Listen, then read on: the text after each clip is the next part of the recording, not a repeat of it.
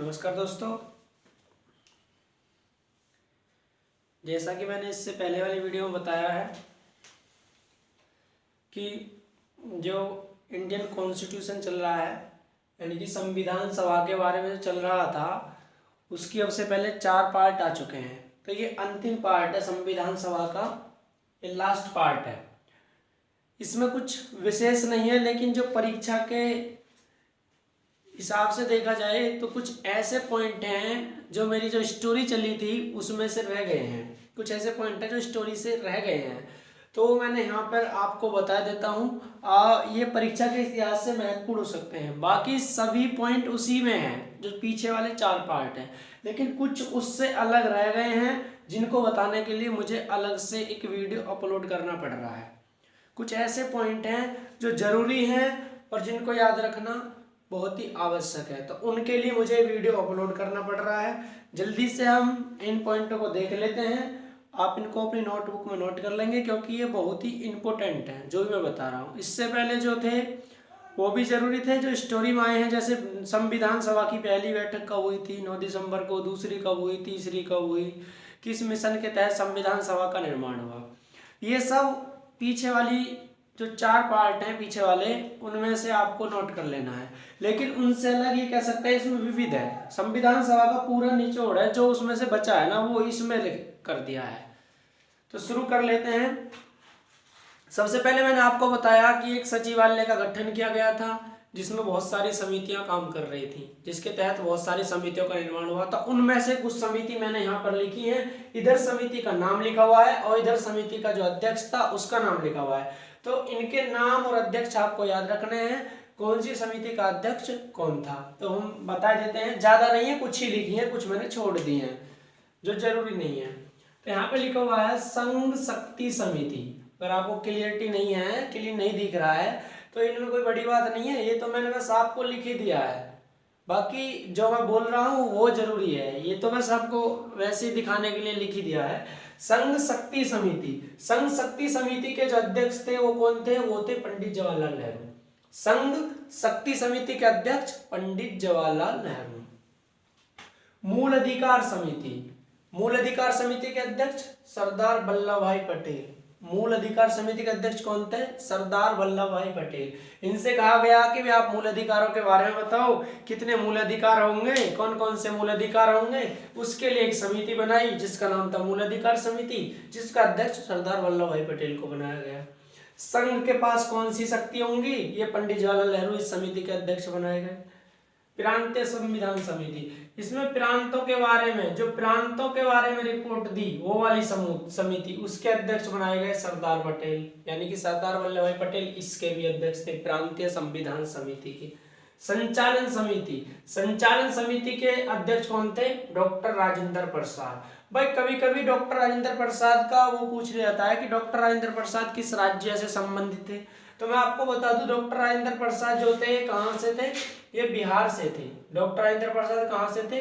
बिहार से। डॉक्टर राजेंद्र प्रसाद भी और सच्चिदानंद सिन्हा जो अस्थायी अध्यक्ष चुने गए संविधान सभा के, वो भी बिहार से थे। डॉक्टर राजेंद्र प्रसाद भी बिहार से थे। ठीक है। सरदार वल्लभ भाई पटेल गुजरात से थे। पंडित जवाहरलाल नेहरू उत्तर प्रदेश से थे। संचालन समिति के अध्यक्ष डॉक्टर राजेंद्र प्रसाद। झंडा समिति, झंडा समिति के अध्यक्ष जेवी कृपलानी। झंडा समिति के अध्यक्ष कौन थे? तो झंडा समिति के अध्यक्ष थे जेवी कृपलानी। इनसे कहा गया कि आप झंडे के बारे में बताओ, भारत का झंडा कैसा होना चाहिए। ये झंडा समिति के अध्यक्ष थे, इन्होंने झंडा समिति के बारे में रिपोर्ट दी, मतलब झंडे के बारे में रिपोर्ट दी। परामर्श समिति, परामर्श समिति के अध्यक्ष कौन थे? सरदार वल्लभ भाई पटेल, यानी कि सलाह मशवरा जो है इनसे किया जाता था। एक ऐसी समिति बनाई जिसके अध्यक्ष थे सरदार वल्लभ भाई पटेल। नियम समिति, नियम समिति के अध्यक्ष कौन थे? डॉक्टर राजेंद्र प्रसाद। नियम समिति के अध्यक्ष डॉक्टर राजेंद्र प्रसाद। प्रारूप समिति, ये मैंने आपको बता ही दिया है, डॉक्टर भीमराव अंबेडकर। ये जरूर याद रखना है कि प्रारूप समिति की स्थापना जो हुई थी वो 29 अगस्त 1947 को हुई थी भाई, और प्रारूप समिति में 7 सदस्य थे अध्यक्ष समेत। ठीक है, तो मैं एक बार फिर से दोहरा रहा हूं, यदि किसी ने नहीं लिखा हो तो ये जरूरी है। संघ शक्ति समिति के अध्यक्ष पंडित जवाहरलाल नेहरू। संघ शक्ति समिति के अध्यक्ष पंडित जवाहरलाल नेहरू, मूल अधिकार समिति के अध्यक्ष सरदार वल्लभ भाई पटेल, प्रांतीय संविधान समिति के अध्यक्ष सरदार वल्लभ भाई पटेल, संचालन समिति के अध्यक्ष डॉक्टर राजेंद्र प्रसाद, झंडा समिति के अध्यक्ष जेवी कृपलानी, परामर्श समिति के अध्यक्ष सरदार वल्लभ भाई पटेल, नियम समिति के अध्यक्ष डॉक्टर राजेंद्र प्रसाद, प्रारूप समिति के अध्यक्ष डॉक्टर भीमराव अम्बेडकर। 29 अगस्त 1947 को इसकी स्थापना हुई थी प्रारूप समिति की। अब नीचे देख लेते हैं कुछ। संविधान सभा में सबसे अधिक प्रतिनिधि कहां से थे? संयुक्त प्रांत से थे। बहुत ही इंपॉर्टेंट क्वेश्चन है भाइयों, हर किसी को इन सवालों का जवाब हर किसी के पास नहीं है। अधिकतर लोग क्या पढ़ते हैं कि संविधान की पहली बैठक तब हुई, कैबिनेट मिशन में 3 सदस्य आए, बस इतना पढ़ लेते हैं, कह देते हैं हमारा संविधान सभा वाला चैप्टर जो टॉपिक है ये क्लियर हो गया। क्लियर नहीं, इसमें और भी बहुत कुछ है, लेकिन मैं आपको सीमित ही बताकर चल रहा हूं, सीमित ही बताकर चल रहा हूं। संविधान सभा में सबसे अधिक जो सदस्य थे वो संयुक्त प्रांत से थे, और संयुक्त प्रांत जो है वो उत्तर प्रदेश का पुराना नाम है। उससे 55 सदस्य थे। संविधान सभा में सबसे अधिक सदस्य कहां से थे? उत्तर प्रदेश से, संयुक्त प्रांत से। कितने? 55 सदस्य थे। संविधान सभा में सबसे अधिक सदस्य संयुक्त प्रांत से थे। 3 जून 1947 को बंटवारे के आधार पर संविधान सभा की कुल सदस्य संख्या 324 रह गई थी। मैंने पीछे बताया संविधान सभा में कुल 389 सदस्य थे। अब यहाँ पे बंटवारे की बात आ गई, अर्थात भारत पाक विभाजन की, यानी कि भारत विभाजन की बात आ गई। जब 2 राष्ट्रों का निर्माण हुआ, भारत का और पाकिस्तान का, तो आगे वाली वीडियो जो होगी ना वो भारत विभाजन पे ही होगी। जो कल मेरी वीडियो अपलोड होगी वो भारत विभाजन पे ही होगी। तो जब भारत विभाजन के लिए जो योजना लाई गई थी वो 3 जून 1947 को ब्रिटिश संसद में प्रस्तुत की गई थी, जिसे 3 जून योजना के नाम से जाना जाता है। माउंटबेटन योजना भी बोलते हैं इसको। तो इस योजना के तहत बंटवारे के आधार पर संविधान सभा में कुल सदस्यों की संख्या 324 रह गई थी। इन 324 सदस्यों में से 235 सदस्य तो प्रांतों से, जो ब्रिटिश प्रांत थे उनसे आने थे, और 89 सदस्य देशी रियासतों के लिए थे। मतलब 89 स्थान जो थे वो देशी रियासतों के लिए और 235 स्थान जो थे वो प्रांतों के लिए थे। कुल कितने सदस्यों की संख्या कितनी रह गई थी? 324। भाई अभी तो सब पढ़ लेते हैं। 389 सदस्य थे संविधान सभा में। किसी से पूछना जब भारत का विभाजन हो गया तो कितने कम रह गए थे, मतलब कितने रह गए थे? तो भाई 324 रह गए थे, जिनमें से 235 प्रांतों से रह गए, प्रांतों के लिए खाली थी सीटें, और 89 सीटें जो थी वो देशी रियासतों के लिए खाली थी। संविधान सभा में कुल 12 अधिवेशन हुए। कुछ लोगों को तो यही नहीं पता है कि संविधान सभा की बैठक और अधिवेशन में अंतर है। बैठक प्रत्येक दिन होती है, मतलब बैठक कोई एक दिन या एक समय में कोई बैठक हुई और वो समाप्त हो जाए तो उसको हम बैठक बोलेंगे। लेकिन यदि अधिवेशन की बात करें तो अधिवेशन कई दिनों तक चलता है। संविधान सभा में कुल ऐसे 12 अधिवेशन हुए, और ये 12 अधिवेशन जो हुए थे संविधान सभा के, ये 12 अधिवेशन भाई 165 दिन में संपन्न हुए थे। 165 दिन लगे थे इन अधिवेशनों को होने में। संविधान सभा में कुल कितने अधिवेशन हुए थे? 12 अधिवेशन हुए जो 165 दिन में संपन्न हुए थे। BN राव द्वारा, यानी कि बेनेगल नरसिंह राव द्वारा तैयार किए गए प्रथम प्रारूप में 243 अनुच्छेद और 13 अनुसूचियां थी। ये भी सवाल इंपॉर्टेंट है। जो बेनेगल नरसिंह राव ने संविधान का प्रथम प्रारूप तैयार किया था, मैंने पीछे वाली वीडियो में ही बताया है, तो उसमें कुल कितने अनुच्छेद थे? 243। अनुसूची कितनी थी? उसमें कुल 13 अनुसूचियां थी, जिसके बाद संशोधन करा गया और 395 अनुच्छेद जोड़े, मतलब 395 अनुच्छेद हो गए भारत के संविधान में, और 8 अनुसूचियां कर दी गई। अनुच्छेद बढ़ाए गए, अनुसूचियां घटाई गई। तो बेनेगल नरसिंह राव द्वारा तैयार किए गए संविधान के प्रारूप में कितने अनुच्छेद थे भाई? 243, अनुसूचियां 13। जो मैंने बताई है प्रारूप समिति, प्रारूप समिति में कुल कितने सदस्य बताए हैं? 7। उन 7 सदस्यों में से केवल एक कांग्रेस का सदस्य था, बाकी अन्य थे। ठीक है, केवल एक सदस्य ऐसा था जो कांग्रेस का था, उसका नाम याद रखना है, वो थे KM मुंशी। KM मुंशी केवल ऐसे व्यक्ति थे जो कांग्रेस के सदस्य थे। प्रारूप समिति के सभी सदस्य ऐसे थे जिनमें से केवल एक ही कांग्रेस का था, बाकी सब अन्य दलों से थे। ठीक है, बाकी अन्य दलों से थे, केवल एक सदस्य कांग्रेस का था जिसका नाम था KM मुंशी। कोई बात नहीं। अभी मैंने बताया संविधान सभा में कुल 12 अधिवेशन संपन्न हुए। जो प्रथम अधिवेशन है, प्रथम अधिवेशन शुरू हुआ था भाई 9 दिसंबर 1946 को। भाई संविधान की प्रथम बैठक पूछी जाए तो 9 दिसंबर 1946 को बतानी है, लेकिन अधिवेशन 9 दिसंबर 1946 को शुरू हुआ और कब तक चला? 23 दिसंबर 1946 तक चला भाई। 9 दिसंबर 1946 को शुरू हुआ था और 23 दिसंबर 1946 को संविधान सभा का पहला अधिवेशन चलता है। आपको इससे कोई लेना देना नहीं है। जो मैं लेक्चर दे रहा हूँ, लेक्चर इंपॉर्टेंट है, ये इंपॉर्टेंट नहीं है। ऐसी कोई भी हिस्ट्री हो, कोई भी ज्योग्राफी हो, ज्योग्राफी में सिर्फ कल्पना करना चाहिए और हिस्ट्री को सिर्फ सुनना चाहिए। और संविधान को, यानी कि हमारी जो राज्य व्यवस्था है और संविधान है, हमें इसको सुनना और समझना चाहिए, अपने आप याद हो जाएगा। हमें ऐसा नहीं है कि हम इसको देखें क्या लिख रहा है, समझ नहीं आ रहा, हमें इससे कोई लेना देना नहीं है। तुम्हें सिर्फ मेरे लेक्चर पे ध्यान देना है, जो मैं बोल रहा हूँ वो समझना है कि अधिवेशन और बैठक में अंतर होता है। बैठक किसी एक समय पे, एक दिन में संपन्न हो जाती है, अधिवेशन लंबे समय तक चलते हैं। इसी प्रकार संविधान में कुल 12 अधिवेशन हुए, जिनमें से पहला अधिवेशन 9 दिसंबर 1946 को शुरू हुआ और 23 दिसंबर 1946 को समाप्त हुआ या पूरा हुआ।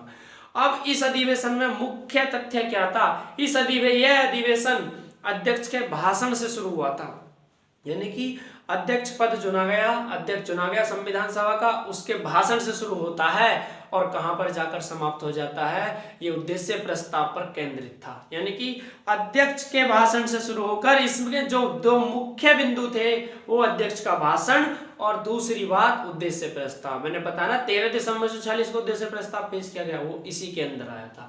उद्देश्य प्रस्ताव पर चर्चा कितने दिन चली? 7 दिन चली, तो वो इसी अधिवेशन के दौरान थी। तो इसमें 2 आधार थे, एक उद्देश्य प्रस्ताव और एक अध्यक्ष का भाषण पहले अधिवेशन में।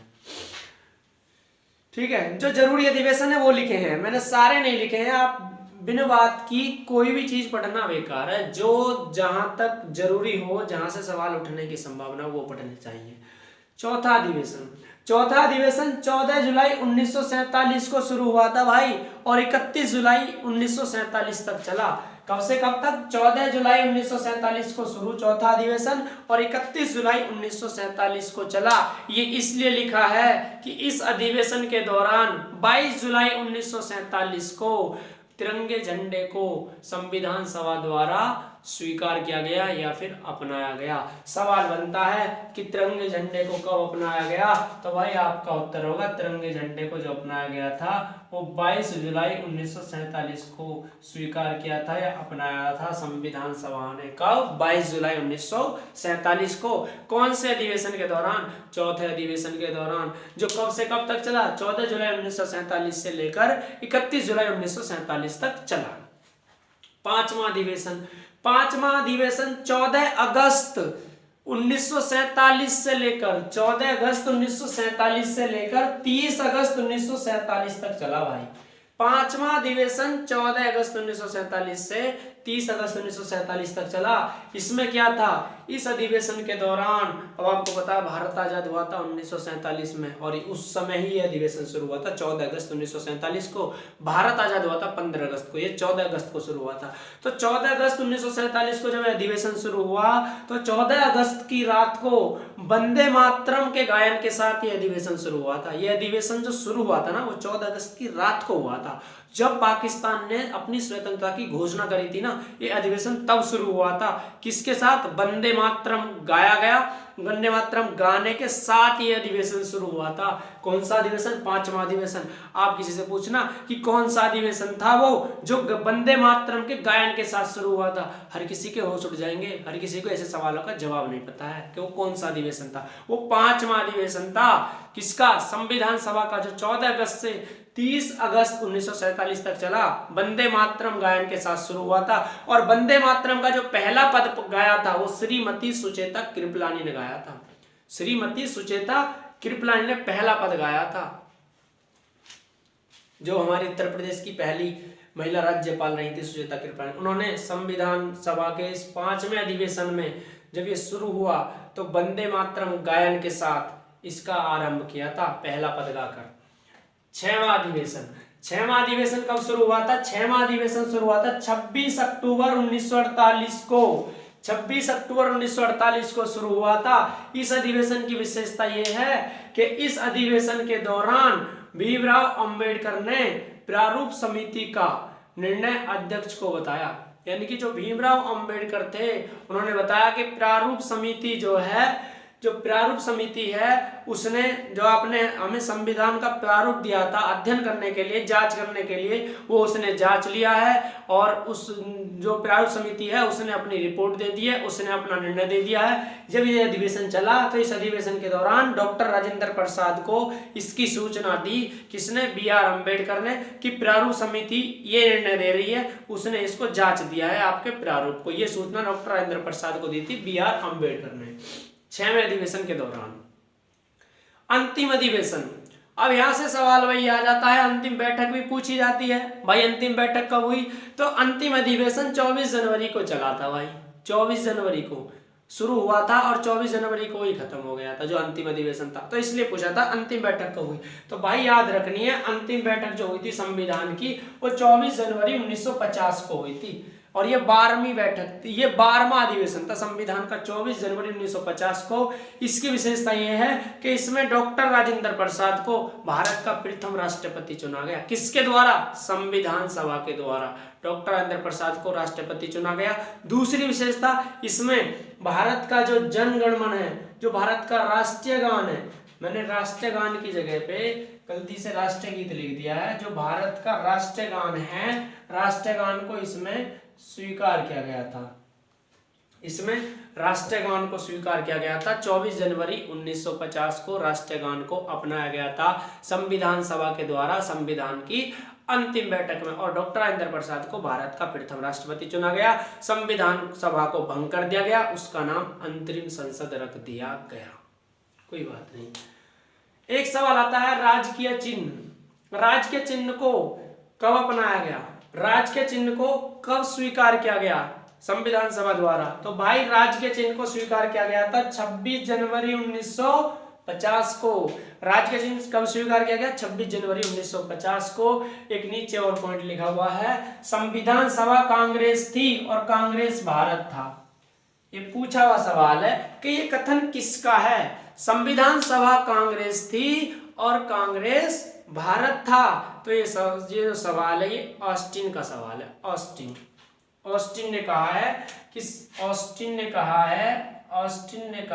संविधान सभा कांग्रेस थी और कांग्रेस भारत था। ऑस्टिन ने एक पुस्तक लिखी है जिसका नाम है द इंडियन कॉन्स्टिट्यूशन। पुस्तक में ऑस्टिन ने कहा है कि संविधान सभा कांग्रेस थी और कांग्रेस भारत था। ये कथन किसका है? ये ऑस्टिन का कथन है, ऑस्टिन। ओके, अब भाई ये संविधान सभा वाला जो लेक्चर है जिसपे आज 5वां वीडियो है ये पूरी तरह से क्लियर है। इसके अलावा मैं आज आपको एक ऐसा सवाल बता रहा हूँ, ऐसा प्रश्न बता रहा हूँ जिसका हर किसी बंदे के पास जवाब नहीं है, नहीं तो पूछ के देख लेना।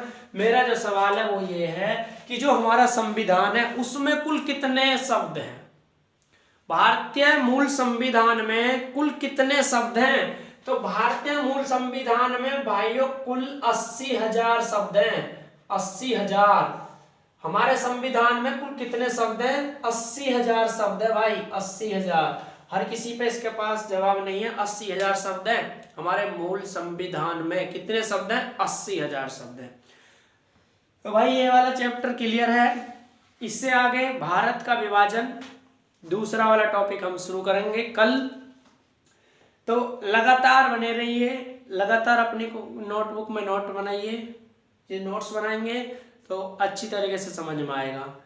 किताबों को कम पढ़कर यदि नोट्स पढ़ेंगे, हाथ से बने हुए नोट्स पढ़ेंगे, अपने आप बने हुए नोट्स पढ़ोगे तो ज़्यादा जल्दी याद होगा और ज़्यादा समझ में आएगा। मेरा तो यही मानना है भाई। और भाई मेरा ये कहना ये है कि जो भी लोग वीडियो देख रहे हैं वो अपना कमेंट में नाम जरूर बताएं और वीडियो को ज़्यादा से ज़्यादा शेयर करें, चैनल को सब्सक्राइब करें और भाई अच्छी लगे तो लाइक करें वरना ना करें। किसी के साथ कोई जोर जबरदस्ती नहीं है कि हमारी वीडियो को लाइक करो, अच्छी लग रही है तो लाइक करें, ठीक है। और लेकिन इतना ज़रूर बता दें कि कौन वीडियो को देख रहा है, ताकि मुझे पता चले कि हमारी वीडियो कहाँ तक पहुँच रही है। मैं हर वीडियो में यही बात कहता हूँ। वीडियो को देखने वाले से ये रिक्वेस्ट है कि अपना नाम जरूर कमेंट करें। ठीक है, धन्यवाद। इससे आगे हम फिर मिलते हैं आपको जो कल वाली वीडियो होगी भारत विभाजन के दौरान। कमेंट करके बता देना यदि इस सब्जेक्ट से अलग किसी और सब्जेक्ट की वीडियो डालनी है, कोई और सब्जेक्ट शुरू करना है, जैसे modern history, Indian geography, world geography या फिर सामान्य हिंदी, बता देना। करंट आपकी चली रही है, यदि कोई और सब्जेक्ट अपलोड कराना हो तो फिर बता देना कमेंट में, हम वो शुरू कर देंगे कल। धन्यवाद।